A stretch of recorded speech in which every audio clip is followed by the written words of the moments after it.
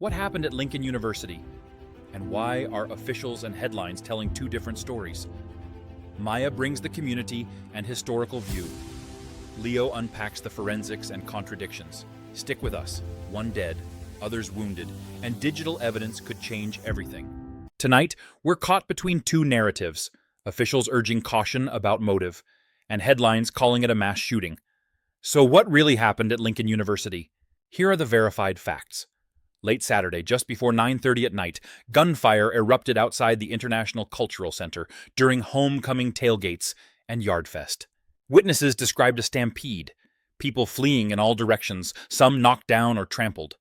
By early Sunday, officials confirmed one person dead and multiple wounded. Most reports said 6 others injured. A night meant for reunion turned into terror. One witness said, "It was just a stampede. No explanation after the running. That's trauma layered on a community that came to celebrate its legacy." And the language started flying. Some outlets said mass shooting right away. Officials were more cautious, saying it didn't look like someone came to inflict mass damage. Those aren't small differences. Chester County's district attorney called it a devastating night. He said they detained one person who had a firearm. Federal, state, and local agencies, including the FBI, are assisting. Chief Mark Partee said, "We set this out to be a time to celebrate the legacy of Lincoln University. Devastated is a start. That word devastated keeps showing up because it fits." But let's note, the DA also said digital evidence is key and asked folks to call 1-800-CALL-FBI. That's a sober ask, not a soundbite. They're building a case, not a narrative. He stressed they're operating as if this was not an incident designed to inflict mass damage on a campus. Yet in the same breath later he said, "This mass shooting should never have happened." That contradiction matters. Survivors don't parse legal phrasing in the moment. They heard gunshots, saw people fall and ran. It feels like a mass shooting to them, regardless of motive. Or it's a reminder that words get messy fast. Reporters echoed 7 gunshot victims, then officials settled on 1 dead, 6 injured. Early numbers shift. Headline writers rarely circle back. Let's mark the scene. The ICC is a large campus building. Out front were tents and tables for socializing after a 1 o'clock game. The campus went into lockdown. Then officials said no active threat. Lincoln is the first degree-granting historically Black university. Between roughly 1,500 and about 2,100 students, this isn't just any campus, it's heritage and hope. And it's had prior shooting incidents. That context matters, but so does the environment Saturday night. Big crowds, open areas.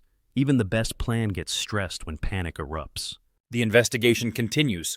Number of shooters, motive, identities, and conditions of victims, even the precise sequence of events. The DA said, "Some evidence suggests more than one shooter is possible." Possible multiple shooters heightens fear. Students told to avoid the area, then told it's safe. That whiplash fuels distrust. People deserve timely facts and consistent messaging. And here's where media framing can make it worse. One anchor read the post and kept saying deadly mass shooting. It grabs clicks. But if it turns out to be a targeted dispute, that label misleads. Governor Josh Shapiro posted he'd been briefed, offered full support to President Brenda Allen and law enforcement, asked people to avoid the area, and called for prayers for the Lincoln community. Words are fine. Support must be material. Counseling, support groups, Lincoln announced those. But there's also the question of resources for HBCU security and for long-term trauma care. Let's not skip the personal choices. Someone brought a gun into a tailgate. The chief called it a function, just to eat and be merry. And an individual or individuals chose otherwise. That choice matters. We should hear the officials directly. The DA. It was a chaotic scene, and people fled in every direction. We have detained one person who was in possession of a firearm. Digital evidence is key. And Chief Partee, devastated. That word anchors this. Alumni came back to give back. Students gathered to reconnect. That sacred community space was shattered by bullets. He also clarified it happened outside, in the parking lot, where the tents were. That matters for security reviews, lighting, egress, crowd control. Practical fixes beat performative outrage. Evidence gaps remain. Was there more than one shooting burst? Reporters asked. Officials said they're still working through a chaotic scene. No confirmation yet on that detail. Also, injuries from fleeing. Officials said there were people injured while escaping. though no numbers yet. That's part of the harm, too. Panic injuries don't get headlines, but they last. And anonymity for victims' care. The DA refused to say where they were treated. Good. Let people heal without a camera shoved in their face. Not everything is for public consumption. Let's widen the lens. Lincoln sits in Lower Oxford Township in southern Chester County, about 45 miles southwest of Philadelphia. Its history and notable alumni loom large in this moment. After recent philanthropic milestones, a night like this is a gut punch. HBCUs carry centuries of resilience, yet often lack equitable funding for safety infrastructure. That inequity is policy, not fate. Careful. You can pour money into gates and cameras, and a personal beef still spills over. Culture, conflict de-escalation, peer intervention, those have to live with the students, not in a grant line. Returning to the investigation, officials urged anyone with video to call 1-800-CALL-FBI. You can upload footage there.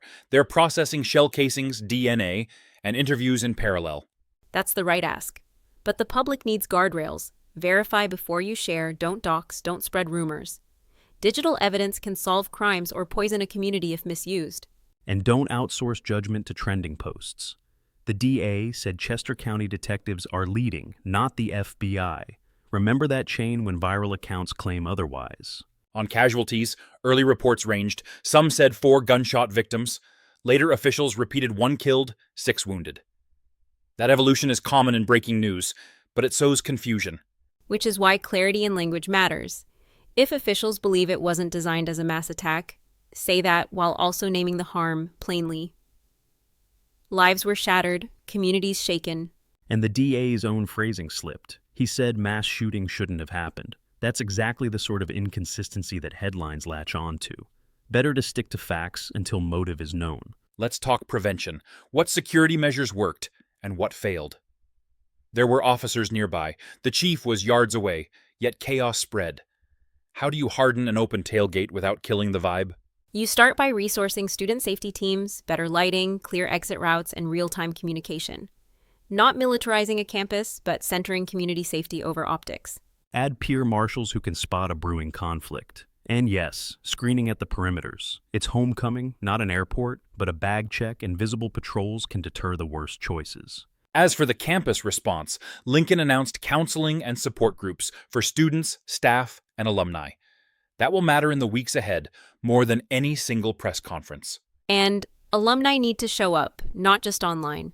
Scholarships, emergency funds, rides to clinics, advocacy for equitable state funding. HBCUs deserve more than condolences after the cameras leave. Media can help by following through. If you called it a mass shooting on night 1, come back on day 5 with the facts. Spotlight the survivors' needs, not just the crime tape. Quick recap. Verified. 1 person killed, several wounded, 1 person detained with a firearm. Agencies, including the FBI, are assisting. No ongoing threat. Investigation active on possible multiple shooters. And verified human truth. A stampede, CPR in the parking lot, loved ones dialing phones in the dark. People will carry that night into midterms, into jobs, into sleep. Let's not minimize it. But let's also not exaggerate it. If it wasn't planned as mass carnage, say so.